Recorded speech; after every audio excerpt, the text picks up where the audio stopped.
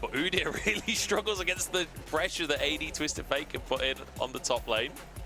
Could be an option. Whether or not Shanji's willing to go for a counter pick quite in that way, we'll have to wait and see. Ooh, But Tristana locked in for Fisher. And we were asking for like somewhere where you're winning, somewhere where you're generating prio and, you know, hopefully can't fall into such a massive hole. This Tristana is going to do it. The brand would just give such a deadly combo. And it's the one thing I'll give credit for TT for, with even how bad they've been performing, is I like that they've been taking these comps just full of damage. Because it means if the enemy kind of messes up in one team fight, like, you have the burst, you have the ability to just win. Now it's about where Shanji wants to go. Highlighting the Rumble so far, they set up to match the strong team fight that EDG have been able to put together so far. All right, it's Rumble. We don't get the AD Twisted Fate. I feel like I sold everyone down the river there. That was a little over the top. Bit more standard. But the Rumble can work as well. You can kind of match the push to some extent. Udyr can still win out that matchup, though. It does make it a little bit more skill-based. Let's see what Shanji's got. But Shanji, I mean, he built a lot of his reputation on the Rumble pick, so I'm excited to see this. Exactly, and right, especially when you have Varus, Tahm Kench, Varus not against Senna Tahm Kench, I think it even opens up for a potential early gank if you wanted to try to kill the Udyr. Again, killing Udyr can just be so hard, so it might not be worth the time, but if you're on that side of the map anyway, you have this carry top, it can always be worth it to just get him a little bit further ahead early on. But Fisher and Jiejie, they're the players we're looking at on the side of EDG. They're the ones bringing out, you know, champions with more prio, with more damage, and hopefully we can see them take over, because in the last game, hell, Fisher had some really impactful ultimates in those fights that led to EDG taking over. So now going to be set up on the Tristana to do a similar thing. Yeah, and it makes sense that the Azir is the pick Fisher is most comfortable on, since he is, you know, Scout's prodigy, essentially. Makes sense that he's also a big Azir player. Unfortunately for him, Scout not having the greatest split ever, but it's enough about Scout. He's up against Rookie today. We'll see how he does in game number 2. Clearly, Spirit's reasonably high in EDG. You can see Fisher having a bit of a laugh, having a bit of a grin coming into this game. We'll see how they're feeling once we get onto the Rift. Plenty of scaling, but a bit more early damage. As you mentioned, EDG have some tools for a bit of early pressure.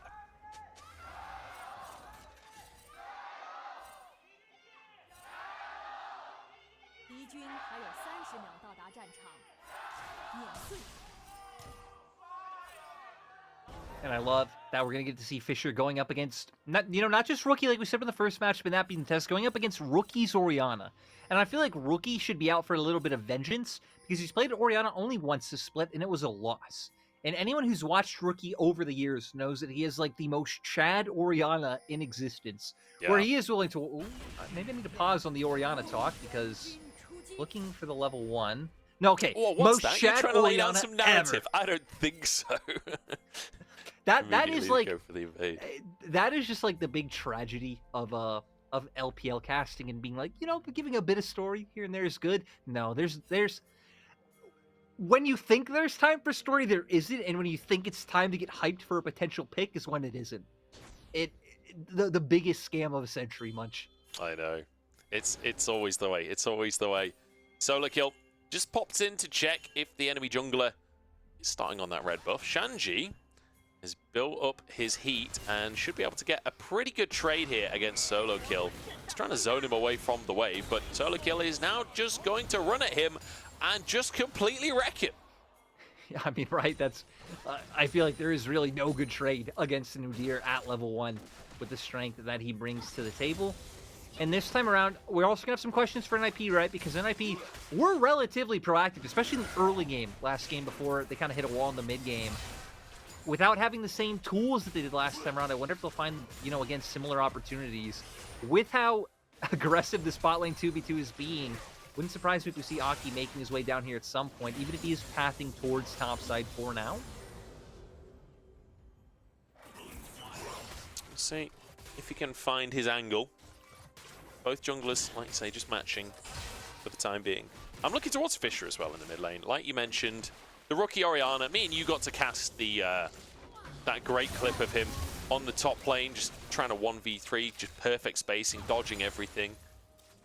It's a bit of a classic at this point, but I want to see how he does in this matchup, because Tristana can get a lot of pressure onto the Orianna. Exactly. But, right, I feel like there's been so many times where we've seen Rookie and Orianna, like, walking past the wave, zoning the enemy off, threatening solo kill potential. It is really just, like, one of the, like, weirdest, iconic, lane-dominant picks that I feel like we've ever had with a player. Like we said, hasn't really been leaning on it too heavily so far this split. So this will be the game for him to kind of make his name, and having two champions that can really set up for that ball, and having a potential huge team fight combo with Equalizer and Shockwave paired together.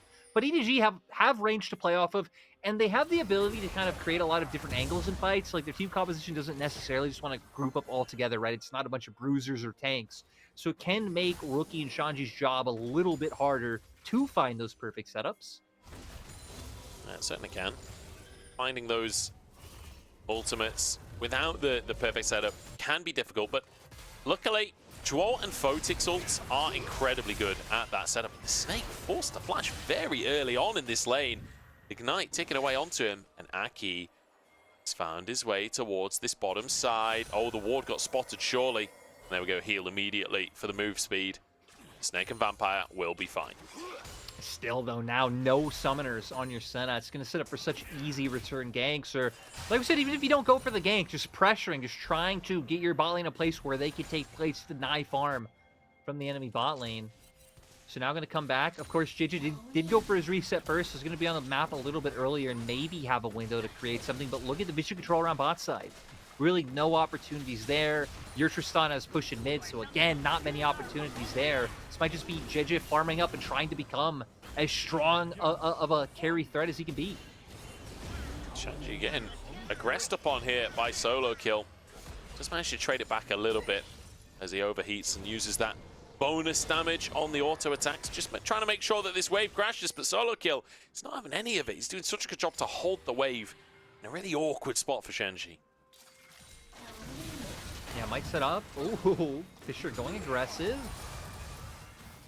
Rookie's nearby. Rookie trying to bait it. I feel like Rookie's laning phase, he plays so well around Aki. I feel like he's constantly trying to bait. He's constantly trying to look like he's out of position and force Fisher into a spot that he can then punish.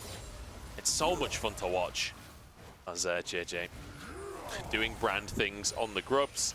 I think we're all used to this at this point. This is what Brand does when it comes to those grubs. This is one of the reasons that Brand kind of came into the meta in the first place. Yeah. I mean, things like the grubs, things like a lot of the itemization changes helping him out. And I want to point out that this is already a much better start for EDG than game one. Like, getting one of the neutral objectives up on the map early on, and I love this. Three-man play towards top. Similar to what we saw in earlier series with rotating the Senna away super early. Oh, Rookie flash. Fisher follows it. It's not enough to finish the job. Couldn't get the reset on the W. Rookie will survive. Shanji not level 6 just yet. If he can get the equalizer, maybe he could survive. He needs those minions to die. He's like 2 away, and there we go. Equalizer comes down. The minion wave is burning, but he's dropped. He's taken down, and it's a kill over to Jiejie. A nice setup, right? Bringing the Snake over, having the damage there, great tanking of the turret.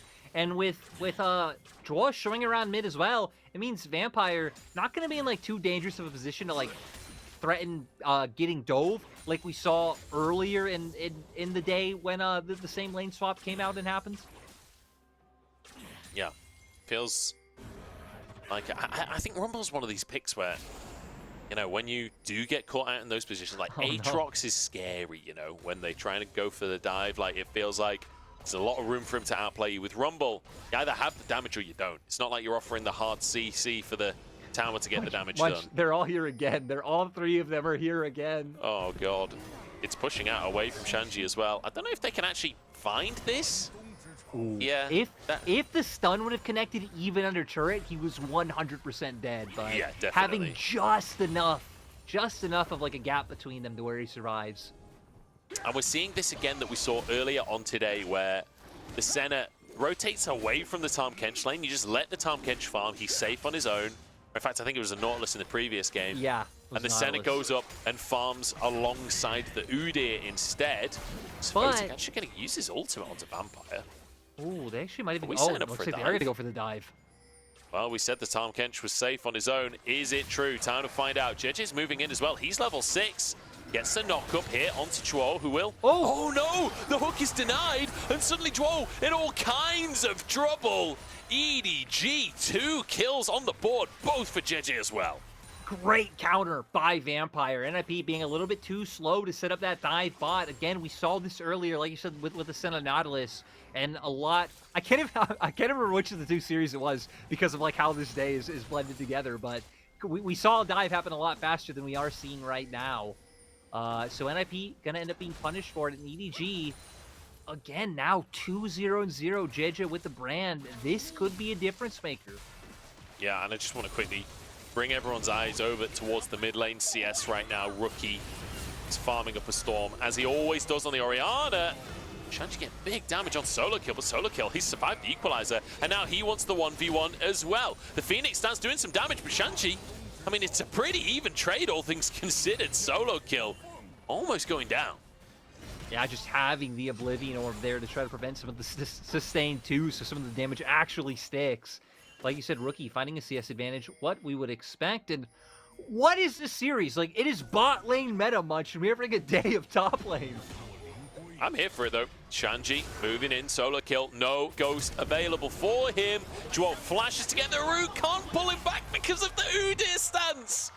And he walks away, he keeps himself alive, the CC immunity. Like I said before, Udyr is the new Gwen. Yeah, it really is. And trying to find something. Hook goes wide again, but so many members of NIP are up here. Jiejie is in big trouble here. We're going to try and save the shockwave if we can, but Rookie should be able to finish this kill off. And you love to see Rookie getting gold on the Orianna. It would have been a tragedy, though, if, like, them letting him be the last one to hit him. Like, Jiejie had flash up, right? Couldn't have lived there. But if there was even a sliver of a chance of him living there and he would have flashed and gone away, oh, that would have been so heartbreaking. But we don't deal in what ifs, I guess, as looking. Well, you might not. Speak for yourself. I love a what if. It's this is the Marvel series what if. They dealt that onto Disney Plus, I guess. You know, I like that you tried your best to make that work. I don't know why I started something before I even knew where I was going with it, but here we go. Fisher be able to buffer his jump, get on out to safety. Half HP though. The Grubs are back onto the map. NIP, I think, wanting to contest this. They don't want to lose all 6. The chunk onto Fisher will certainly help them. The TP from Rookie will certainly help them. 4-man presence here. This Photic is down at the bottom side, but he's crashed the wave. He can start to walk up, and at this point, as EDG, you just have to respect this and leave him to it. I'm not sure that this is contestable. Oh, Fisher. Hook comes in towards the mid lane. Fisher's going to go down. Rookie with another kill. And they tried to contest it. They paid the price. Yeah, and like just very greedy pathings coming through, right? With Fisher having to catch that wave in mid, thinking he could safely walk through by himself. It's those types of mistakes that have really just constantly bit EDG all split long. Certainly has been. I love that NIP actually just ignore the last grub as well. They've got 2. You get the bonus XP for the first one. You've denied the 5 grubs for EDG. We've got better things to do. Aki is out of there and gets down to the Drake, the more important neutral objective. Jiejie will grab a 4th one, but realistically, 3 for 3 or 4 for 2 is not dramatically different when it comes to those grubs. And it means that Aki can continue stacking those Drakes. So I really like that decision making from NIP. Yeah, just it's all about the small things, right? But here we said kind of the pathing mistakes coming through when you don't have the vision. When NIP have complete vision control, locking them down with the hook. We have the shock wave coming out to enable it. Uses the buster shot, hoping, I think, afterwards to be able to flash away to safety, but the damage is there for NIP. Certainly is. And, I mean, this is Rookie Orianna. We always expect Rookie to look good on the Orianna, but Fisher having the camp pick, getting to pick after Jiejie's been found. He's the one that needs to survive. He's the one that needs to carry this game. Weird flash from Aki, bit unfortunate there as the railgun comes on through. Jiejie might just survive this one, but Rookie flashes to finish the kill. No shield in time for Zhuo as Fisher jumps over the wall, straight into the loving arms of NIP. It's a free kill for Photic. They're going to take that. Another misstep coming out from Fisher. And now they're going to be able to turn to mid, get even more plates, potentially. Rookie being low, and okay. If they would have committed Photic, I think you could have gone for a bit of a push there, but looks like they're not going to do that. They're just going to prioritize getting bot wave back in order.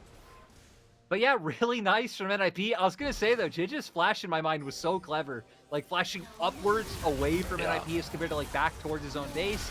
But we're gonna see here though the pick come through. Aki fails his own flash to be able to follow, but NIP are able to follow up. It's actually gonna be Rookie who ends up flashing in to be able to get this kill. Zhuo setting it up with the ult, but Fisher flashing in, I guess just wanting to finish Zhuo off himself and then hoping he could just get away, but that was madness. I think maybe expecting to finish Rookie and then jump, or like you say, Zhuo, if he was still alive. If he still lived, yeah. Yeah, get the reset instantly, jump back away again, but unfortunately, it's a little bit late on the flash. Doesn't mean he's punished. 1,000 gold lead now for NIP. And EDG, oh, they had such a good early game. They managed to find themselves a lead. They managed to find themselves advantages. Jiejie had a ton of gold early on the brand, which is always fantastic, but unfortunately, it does feel like it's slipping away from them a little bit here. And Rookie having a hat trick already. He's finished his first item. He's got 7 stacks on a Dark Seal. This is a terrifying Orianna to go up against. Never mind the fact that he's maybe the best Orianna in the world anyway. Yeah, it really is just the signature Rookie champion at this point, just with the level performance he's had. Now NIP trying to use the prio they have in mid to turn this into a Herald. It does leave bot lane turret free for Fisher, though. No one's able to respond. There's no TPs there for NIP. Why are EDG 45? Well, they want to contest it. Fisher does have TP, I suppose. The Shockwave going to be used on Vampire. He's just not that tanky yet. And they're going to get the Herald and a bonus kill. It seems strange because from the way that Fisher was pushing so quickly and so fast, like it looked like that EDG were calling for this turret. And it made sense, right? I think NIP at this point, with the items they have, with Equalizer, Shockwave being up, like the trade was the call. Yeah. And I mean, they almost did manage to trade, but at the same time, EDG felt like they were trying to contest simultaneously, unfortunately. And you remember all that praise I gave EDG at the end of the previous game about how, you know, we're seeing progression? I feel like some of that has regressed again this game. Oh my lord, the damage onto Shanji. So, I mean, he's just got a defensive item. How is that reasonable? Yeah, I guess to be fair, I mean, maybe that damage I can't explain, but to why Shanji wouldn't want to fight, right? The fact that he went for that early Oblivion Orb means he still hasn't been able to finish off his first completed item and still not even going to be able to do so. EDG struggling as NIP have taken control of the game once again. They are only 1,000 gold up, though. It ain't over till it's over, and EDG still very much in the game. The Leandri's early for Jiejie. He's not recalled in a little while, and in fact, he's going to base now. I wonder if he's finished off a second item, honestly. It does feel like he's had a huge influx of gold early on, and not quite, but he's got a Blasting Wand and an Amp Tome in there as well. So getting close towards that point. Drake coming up in under a minute, though, and I feel like that is very much going to be what we're looking towards for NIP.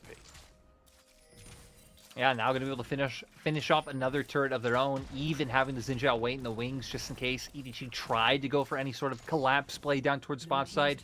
Because sure, NIP have like some deep vision in the jungle, right, like around Raptors, but they really don't have anything spotting out if they tried to go for a pinch up until that tri-brush, until Aki just put that ward down. So I even like those small things where just covering means so much situation.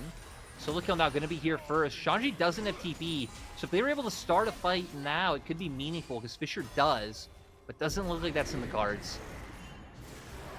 Doesn't feel that way, does it? The Herald going to be used in the mid lane here to try and guarantee the charge, but also to guarantee that priority. Aki gets away and solo kills pulled in. Look at the damage coming on through. The brand burn across the team, but it's not enough to turn it around. 2 kills. It's essentially, they just wiped out the front line. If your front line dies that easily, what can you do?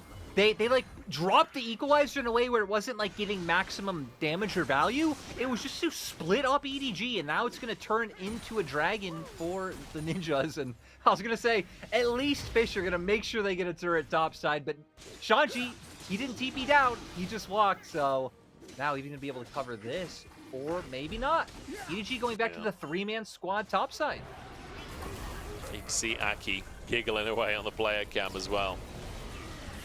So we take another look. Yeah, the Equalizer that you mentioned, the knock-up from the Herald sets it up, and the Shockwave as well to finish the job off. Solo Kill thought he was tanky, but he ain't tanky enough. No, and yeah, I mean, actually, the equalizer was a perfect position even to start with, right? Was hitting everyone, but then just splitting them apart. Like, great decisiveness coming out from NIP in that moment.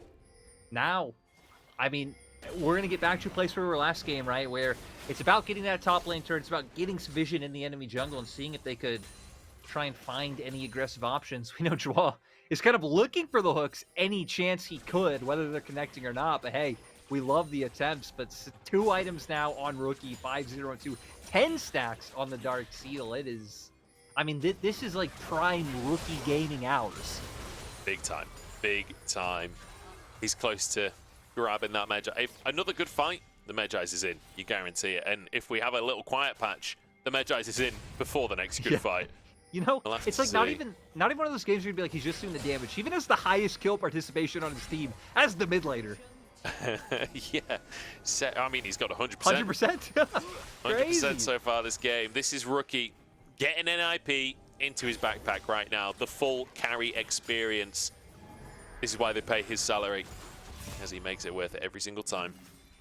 Shanji's gone down to the bottom side, does not have TP available right now. So EDG do have a man advantage on the top side of the map, but it's not really any reason for NIP to fight them. Like, they don't have to respect this in any way. No, and like, there's not even anything up on the map. Even in terms of jungle camps, if you look, like, there's really just nothing to fight for. I mean, sure, like, you could fight to push for a more aggressive vision line, but it looks like they're just valuing trying to get to their next item breakpoints, ping pong waves. Baron will be up soon, so now with Photic going for that reset and coming back onto the map, this is where you'd really expect for NIP to start fighting for that aggressive vision. There it is, Ginsu's locked in. Ginsu's picked up. Oh, Shockwave denies the jump. Or Fisher maybe messed up the jump, honestly. It didn't look like the animation was interrupted, just kind of hopped on the spot. Baron spawns onto the map here. Aki already with vision control. Zhuo moves in to try and deny some enemy vision as well. I mean, when you're 20 minutes, the Baron literally just spawning and the vision line is already this deep and this difficult to fight against, it's a terrifying position to be in for the side of EDG as Rookie gets yet another tower. It's not just the kills, it's not just the CS, it's the fact that Rookie got the tower in bot lane, he now has the tower top lane. I can't remember if he was the one to grab the tower mid or if that was a team effort. I think that was a team effort. That was the equalizer play. Yeah, but and he's getting so much local gold. You actually set up perfectly for like one of the differences between game 1 and game 2, right? Because in game 1 we saw NIP like waffling a little bit with how to move the game forward, and a lot of that was like with trying to break down mid turret. I feel like the fact that they got mid turret so much easier in this game is why we're seeing NIP now able to push their advantage a lot more aggressively than they were able to in game 1. Aki is just going to run at them. Vampire instantly ulting Jiejie. The Snake trying to get a heal over to his Tahm Kench as well. Equalizer used, but NIP can't close the gap. But honestly, an ult for an ult, I think you'll take that as NIP as they move up towards the Baron. The problem is the Scuttle Crab. I think you just do it. I think you pull Tristana up at least, right? She has TP, you go for it, you have the turn potential there. I guess with Equalizer down, you don't have too much threat. Oh, or do you? Flash for flash on the supports. Vampire survives, but Rookie's been caught out. This is the worst possible player. But no, the shield, he does go down. Vampire gets the shutdown in the end, but it's answered in kind. Photic with the snipe on the backline. And it's a double kill for the rest. How the hell does NIP win that fight? An uncharacteristic misstep from Rookie in a game he's been playing almost perfectly, taken advantage of by NIP still. Photic now being the one to get those kills. And I gotta say though, the way EDG's playing the map is so interesting, because Fisher once again instantly TPs back onto the map just to keep push up. And I feel like a lot of these moves is preventing NIP from really taking more aggressive action, as we're going to see in the replay here. Rookie being left on his lonesome, trying to just zone the members out. Great flash stun from Jiejie. It's even set up for a potential pick to come through. It looked like he was going to survive, but it's the back end of this fight. Photic with that Q to find the first one, like insane damage on the Snake. And I mean, right, Vampire to finish that one off had to pretty much give his life up. Certainly did. Great play from Zhuo and Photic to capitalize, right? Being able to get the depth charge to set up for the guaranteed WQ from Photic. Aki's on the front line, solo kill pulled back in, and the damage from Photic is just so terrifying at this point in the game. Rookie safe on this one. Shanji zones away both Jiejie and the Snake.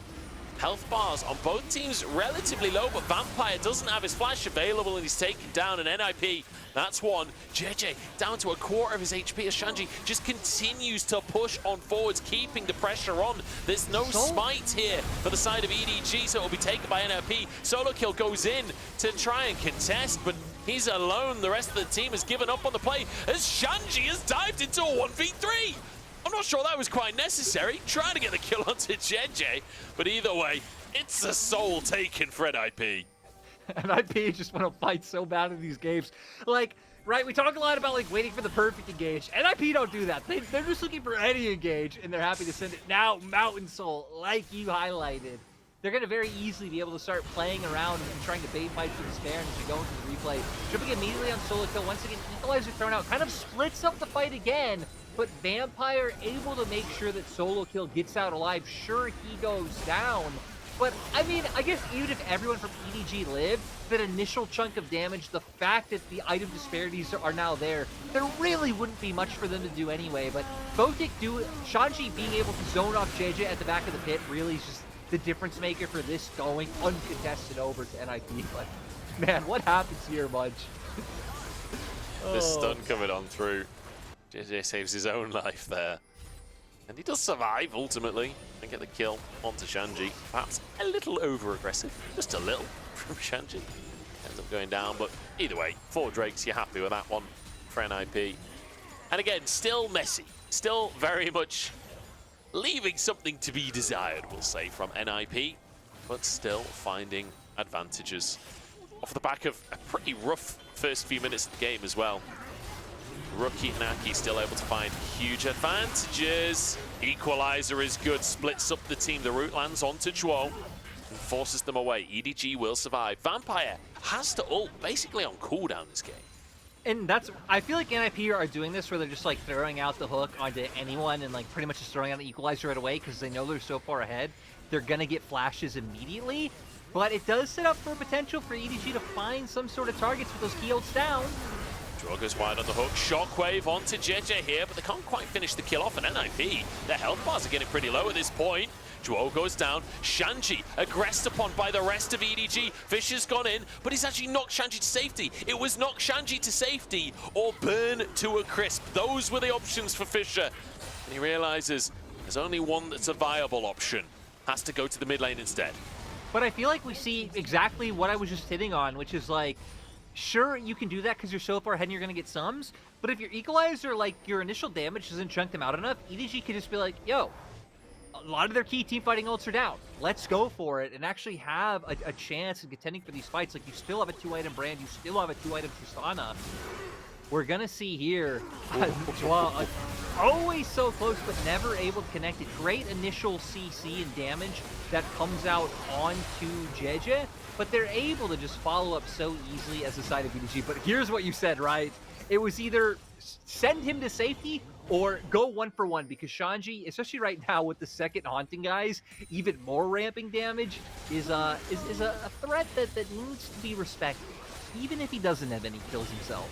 It's kind of funny, isn't it? Because his scoreline doesn't look like it, but Shanji has been having a pretty big impact on this game. The equalizers have been completely splitting the team up. I bet his damage numbers are off the charts when we look at the endgame graphs. Rookie is waiting in the brush. He wants to get a big shockwave. Fisher and the Snake on the top side of the fight. Keep your eyes on those carries. But Jiejie, the target for now. Aki dives forward. Vampire's ult used once again. As Shanji still zoning everyone. He's on the other side of the players. Fisher jumps on forward, but the slow doesn't land from Vampire. Flash for nothing there. And NIP still in control of the mid lane, still in control of the Baron area. And now it feels like them just being willing to throw out the dredge line and throw out the equalizer so easily onto people like Udir's biting them. Yeah, it certainly is, but this time it pays off. Walking straight back into it, looking for the Electro Harpoon, can't find the target. Jiejie, 1 HP, and he's taken down a snipe from Aki. The wind certainly does become lightning this time, and it's a thunderstorm for EDG. NIP chasing them down, both Fisher and the Snake, desperate to escape. The 2 soul carries, no frontline on the wrong side of the map, so far from home. And it's not been 8 seconds just yet. The Snake can't go for an execute at this point. Just Maybe go he for can. Baron, NIP. Just go take Baron. Get pushing power. We're But we need towards the ending kill. the game. We need the kill. What are you talking about? What's Baron? We don't believe in objectives, only violence. The Snake desperately trying to escape, but Zhuo will find him. Can Zhuo win this 1v1? I'm not so sure at this point. There's finally Baron begun. The problem is if they just never go for Baron and keep going for this kill, I'm going to stop believing we're in a game of League of Legends, and I'm just going to believe we're in Team Fight Simulator. The game will never move forward, and we're just going to keep meeting in mid, keep having like the gentleman's handshake of we will fight right now, we will base, we will wait a few minutes, we will fight again. Like, that's cool, but that's only cool up to a point, especially when one team has a 6K gold lead, has Mountain Soul, like, you know, that dance is going to keep going in favor of one side and not the other. It's only cool when both teams agree to it, and there's not many opponents you'll get that will agree to this in the way that EDG have. Here we go. Fighting for Elder. Jiejie goes in to try and get the 50-50. He's trying to burst it down, but he's down too early. That will be Elder. And if that isn't enough for NIP to end the game, I don't think anything will be. Vampire will be slowly burnt down. There's nothing he can do to escape this one. Photic just chunks through the health bar at this stage in the game. Unfortunately, the backdoor bonus is keeping the turret safe, but they can move down to the bottom side. Yeah, I mean, now they're just huge right now. Now they have such good potential to siege these turrets, especially with the fact that Equalizer's up. And right, we see a lot of times that even if the enemy has decent wave clear, like a Tristano or a Brand, just drop the Equalizer, force them away from turret, and you can keep going. Might not even be do that, because the threat of the engage with Zhuo with no Tahm Kench up is just too much. I feel like with Elder Dragon, Equalizer is actually the strongest ability in the game. Like, you just one-shot the entire enemy team just through sheer dots alone. Inhib down in the bottom side, and Equalizer actually used on the wave or on Fisher, I'm not really sure. First Nexus Tower chunked out heavily. The flank comes out from Solo Kill. Can they find Shanji? Aki just immediately jumps in, and Fisher is burnt to cinders. And now we just continue in the mid lane. Photic can just whittle away at these towers. He's so strong at this point in the game, and there's just no way you can fight against the Elder Dragon. EDG, they do their damnedest at the base defense, but it's just not gonna be enough this time. NIP, a cleaner win than game one, but still, I don't know if clean really is the word, to be honest. A lot to work on for this squad, but a win in the end, and a salute for EDG as they go 0-7. Yeah, NIP able to just keep cementing themselves that even if the gameplay is messy, that like they are a top team. You know what I mean? There's 17 teams in these leagues. NIP is one of the however many top 4, top 5 best teams in the league right now sitting. I mean, hell, right now they'll be sitting first, technically, from the fact that they are now the first team to get up to 6 wins. EDG, sadly, on the complete opposite side, 0-7, like you said. The salute's gonna be there. But kudos to NIP. I'm expecting Rookie to get MVP, even if he had the one misstep, and Photic ended up having the better KDA. But it felt like this really was like, this was a classic Rookie Orianna game. This was exactly what you wanted to see if you're a Rookie fan. It really was. I will say, Jiejie having some really good moments in this game as well. The pick that he managed to get onto Rookie, like early game as well.